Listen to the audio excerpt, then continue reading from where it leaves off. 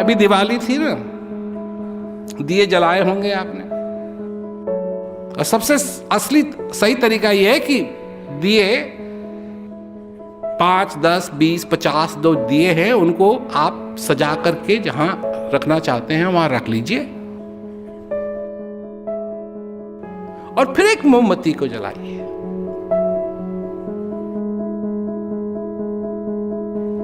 नहीं, ऐसे ही तो करते हैं ना। फिर उस मोमबत्ती से एक दिया, दूसरा दिया।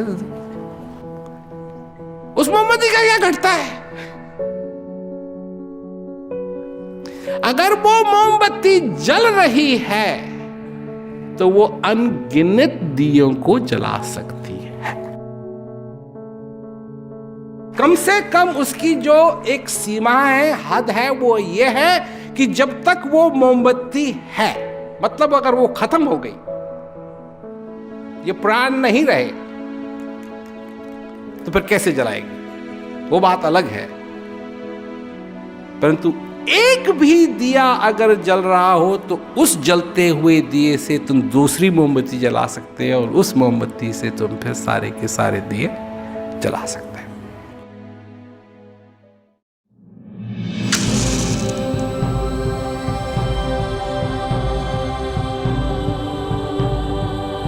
मानवता क्या है? तो सबने नकाब पहने हुए हैं। ये भूल जाता है मनुष्य और अपने को विभाजित कर बैठता है। और जब अपने को विभाजित कर बैठता है तो फिर मानवता को कैसे समझेगा? मानवता तो समझने में है, जानने में है, पहचानने में है। कहानियां किसी ने सुनी दादी से तो किसी को सुनाए नानी। इनमें है जीवन की रवानी, कुछ सीख, कुछ अटखेलियां, कुछ शरारतें, कुछ मनमानी।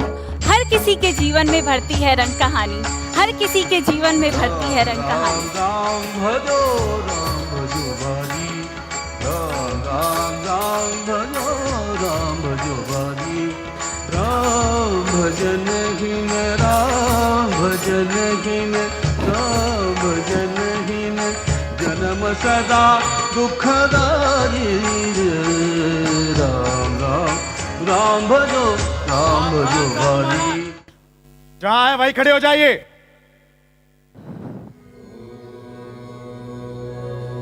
क्या हुआ? हम तो साधु हैं, प्रभु की भक्ति में लीन रहते हैं। क्या इस राज्य क्षेत्र में प्रभु के भक्तों का आना प्रतिबंधित है? शांत रहिए साधु महाराज, हमें तो बस आपको पकड़ने का आदेश है, बाकी बात हमारे सेनापति आपसे करेंगे। चलिए हमारे साथ, चलिए। जिसके मन में प्रभु का घर, उसको है किस बात का डर। चलिए, कहाँ चलना है? चलिए। जय जय राम मेरे प्रभु राम, जय जय राम मेरे प्रभु राम, जय श्री राम। सेनापति जी, ये साधु महाराज हमें सबसे पहले मिले। मतलब अब ये हमारे नए महाराज होंगे? महाराज बढ़िया है, हमारे राज्य के धार्मिक मामलों में सुधार आएगा। महाराज, ये क्या माजरा है? जरा हमें भी बताएंगे सेनापति जी। बिल्कुल बताएंगे महाराज। दरअसल हमारे राज्य का नियम है कि यहाँ हर साल पुराने महाराज को बदलकर नया महाराज नियुक्त किया जाता है और आज से 1 वर्ष के लिए आप हमारे महाराज हैं। ये कैसा अजीब सा नियम है? और पुराने राजाओं का क्या करते हैं आप? उन्हें यहीं पे पास में एक खास जगह है, वहां छोड़ाते हैं महाराज।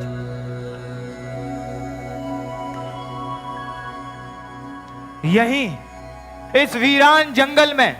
जी महाराज। इन विषम परिस्थितियों में या तो वे भूख से मारे जाते होंगे या फिर कोई जंगली जानवर उन्हें खा जाता होगा। उससे हमें क्या, हमें तो हमारा नया महाराज मिल जाता है ना, फिर पुराना जिए बचे क्या फर्क पड़ता है। हे ईश्वर, कैसी विपदा में लाकर खड़ा कर दिया। इनके साथ जाऊं तो समस्या और ना जाऊं तो समस्या। जय श्री हरि, जय श्री हरि, जय श्री हरि। अब चले महाराज, राज्य में प्रजा आपकी प्रतीक्षा कर रही होगी। जरा ठहरिए सेनापति जी, जी महाराज। इधर आइए। क्या हम अभी से महाराज हैं या फिर राज्य में जाने के बाद हमें महाराज घोषित किया जाएगा? महाराज, आप अभी इसी क्षण से हमारे हम सब के महाराज हैं। कोई समस्या महाराज? नहीं नहीं, कोई समस्या नहीं। तो फिर आप हमारे सभी आदेशों का पालन भी करेंगे? ये भी कोई पूछने की बात है महाराज। आप आज्ञा देकर देखिए, चुटकियों में उसका पालन होगा। तो फिर ठीक है, हमारे पूर्व राजाओं को जहां छोड़ा गया उस स्थान पर हमें बिना विलंब किए ले चलें। लेकिन महाराज, वहां उनके अस्थि पंजर होंगे। वो जगह आपके स्वास्थ्य के लिए हानिकारक है महाराज। किंतु अभी अभी आप ही ने कहा था कि हमारे सभी आदेशों का पालन किया जाएगा। आपकी यही इच्छा है तो चलिए महाराज। चलिए महाराज, चलिए। चलिए। राम राम राम भजो। महाराज, वो देख रहे हैं हमारी राम सीमाएं, भजो ये हमने भाई। पिछले युद्ध में जीती थी। काफी क्षति हुई थी हमारे राज्य को। ये कैसी गंध है सेनापति जी? महाराज, यही वो जगह है जहां पर हम पुराने राजाओं को छोड़ते हैं। हे ईश्वर, ये तो एक खुला शमशान गृह मालूम होता है। इन विषम परिस्थितियों में ना जाने कितने व्यक्तियों ने भूखे प्यासे रहकर अपने प्राण त्याग दिए होंगे। महाराज, अब तो आपने ये जगह भी देख ली।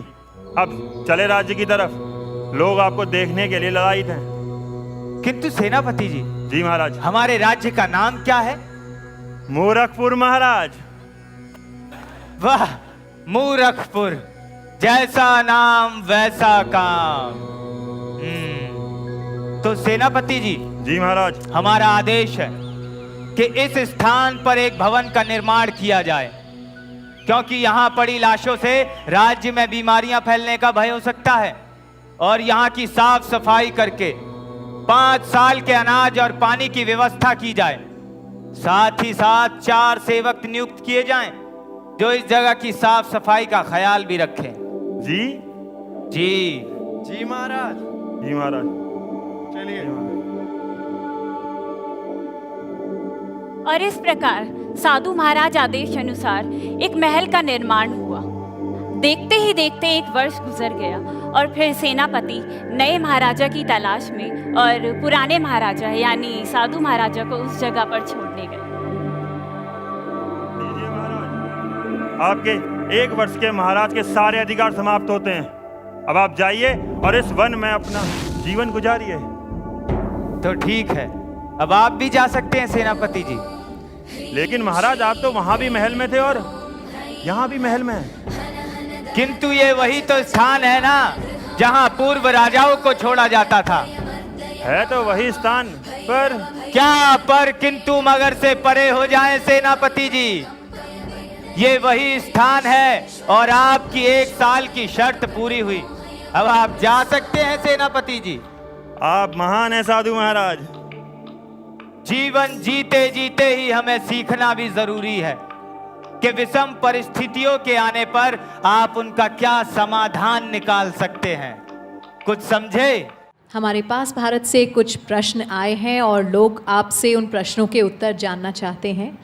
और इसी सिलसिले में हमारा पहला प्रश्न है, जब हमारा मनोबल लाइफ की छोटी छोटी चीज़ों से गिर जाता है तो हम उन्हें कैसे बढ़ाएं, कैसे उस स्थिति का सामना करें?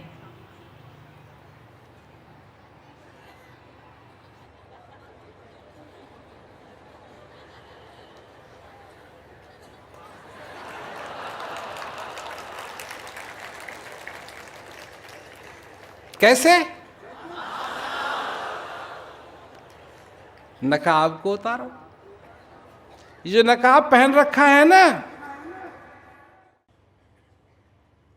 कि हम लाचार हैं, इसका भी एक नकाब है, इसका भी एक मास्क है। ना लाचार है, कहीं सब लाचार है। कौन लाचार नहीं है?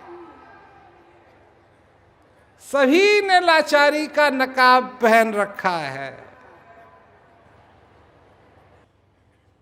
भगत से पूछो, वो लाचार है क्योंकि वो जाता है, भगवान से मांगता है, लड्डू चढ़ाता है, पेड़े चढ़ाता है। क्यों चढ़ाता है? मन तू नाहक धुंध मचाए, कर आसमान छुए नहीं काहू, पाती फूल चढ़ाए।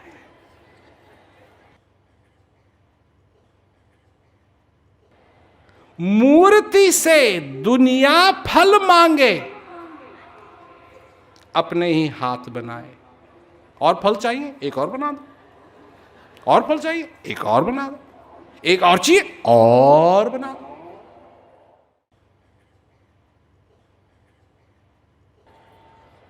अगर भगवान अपने आप को पुजाना ही चाहते थे मूर्ति के द्वारा, तो क्या वो असमर्थ है अपनी मूर्ति बनाने में? जिसने पहाड़ बना दिए हैं जी, जिसने हिमालय पर्वत बना दिया, वो अपने लिए मूर्ति नहीं बना सकता। पर मन तू नाहक धुंध मचाए। हमारा अगला प्रश्न है कि कोई अभी पढ़ाई कर रहा है और उनके बड़े भाई हमेशा उन्हें कहते हैं कि तुम कुछ नहीं कर पाओगे। वो बहुत दुखी हो जाते हैं और उन्हें लगता है कि वो सही में कुछ नहीं कर पाएंगे। आप क्या कहना चाहेंगे? अपने भाइयों को सुनना बंद कर दो।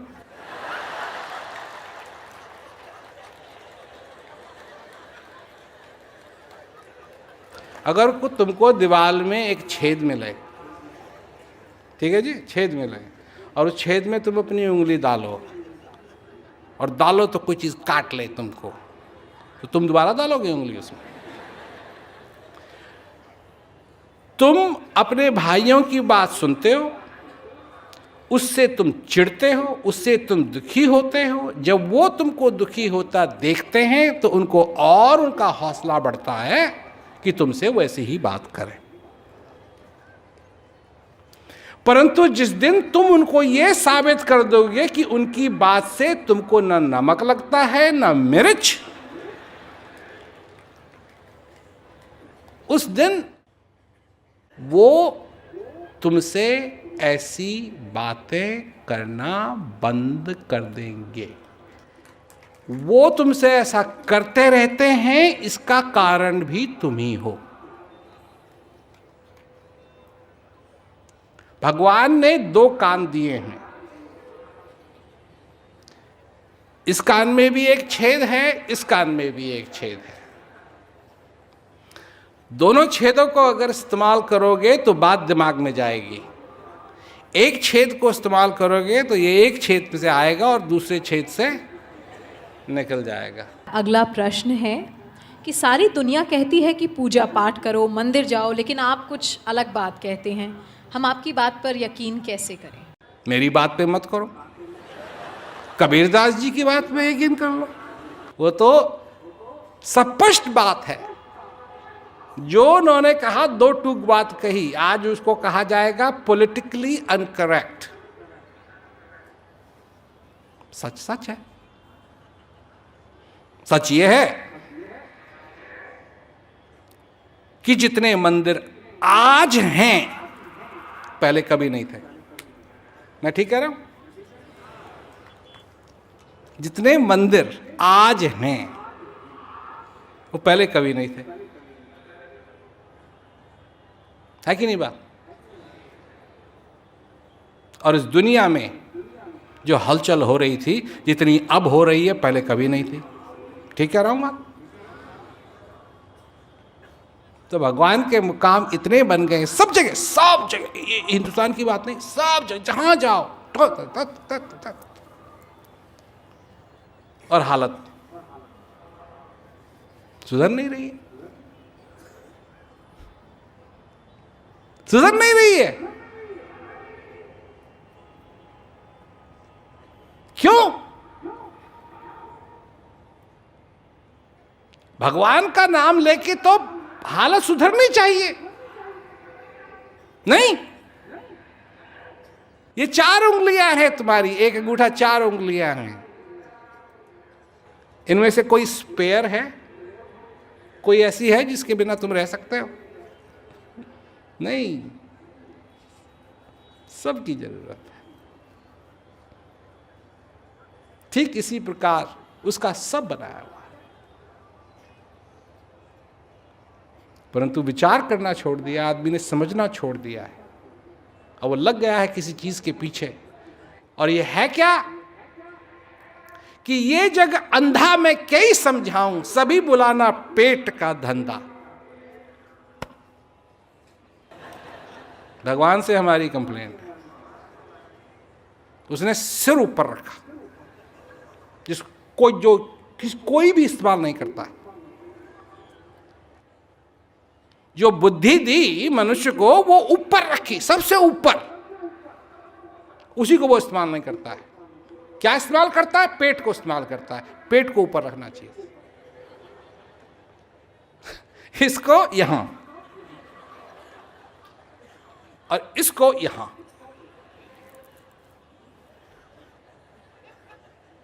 तो जब चलते ही खतक खतक खतक खतक खतक खतक ये करता रहता है ऊपर।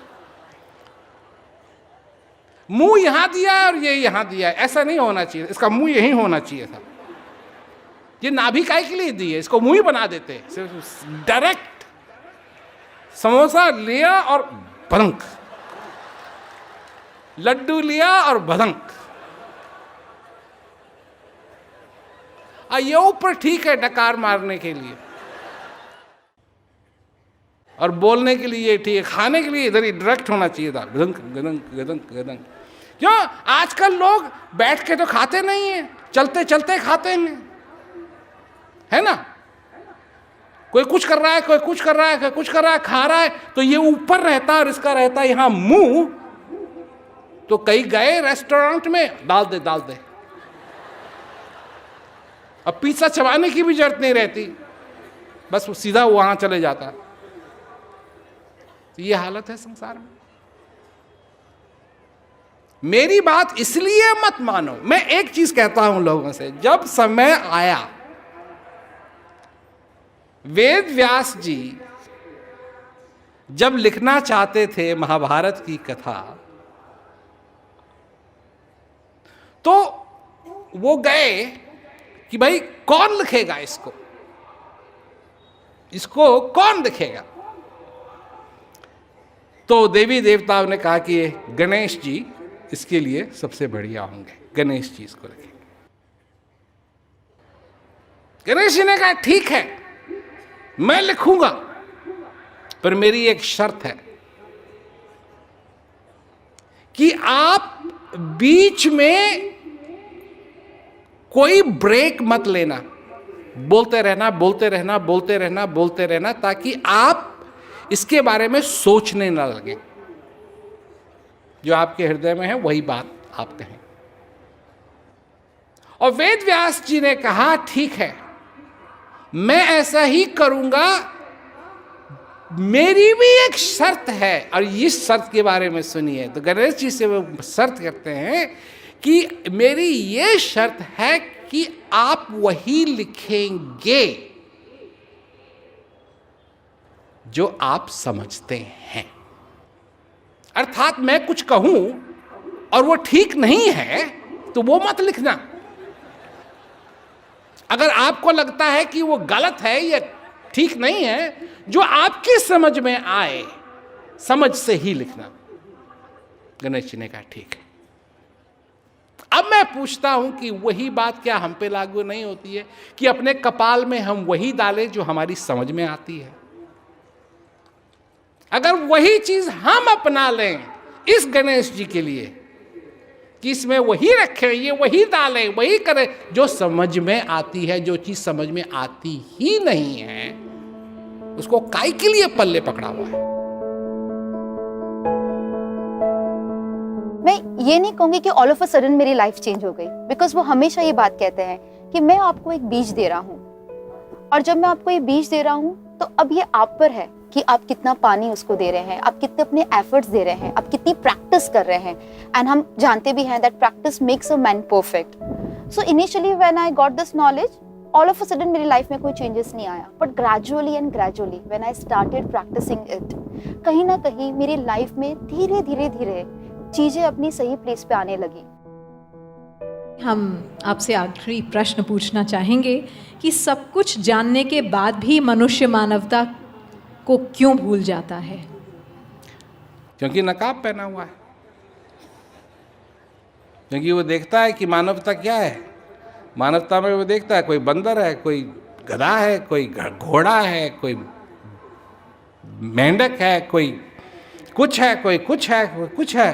तो फिर वो भूलने लगता है कि नहीं तो सबने नकाब पहने हुए हैं। ये भूल जाता है मनुष्य, वो देखने ही लगता, अरे ये तो मेंढक है, ये है, ये वो है, ये वो है, ये वो है, और अपने को विभाजित कर बैठता है। और जब अपने को विभाजित कर बैठता है तो फिर मानवता को कैसे समझेगा? मानवता तो समझने में है, जानने में है, पहचानने में है, पहचानने में है।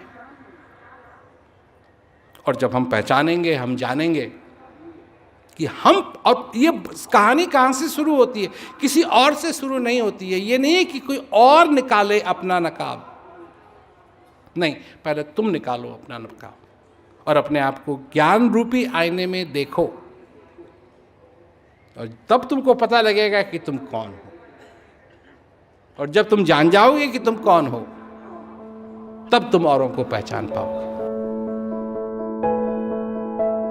मुझे ये समझ में आने लगा कि मेरे जीवन का एक्चुअल एम क्या है, और ये सारी चीज़ें जो मैं अपने जीवन में करती हूँ, चाहे वो फैमिली रिलेशंस हैं, चाहे वो मेरा जॉब है, चाहे मेरे फ्यूचर करियर को लेके ड्रीम्स हैं, कहीं ना कहीं हर जगह ये जो शांति मैं अपने अंदर महसूस करती हूँ, वो मुझे उन सभी चीज़ों को पाने में कहीं हद तक बहुत मदद करता है। And I think I am blessed enough कि बहुत यंग एज में मुझे इस चीज़ के बारे में पता चला, मैं अपने आप को रिलेट कर पाई। And at the end of the day I think I am blessed one, I am really blessed one.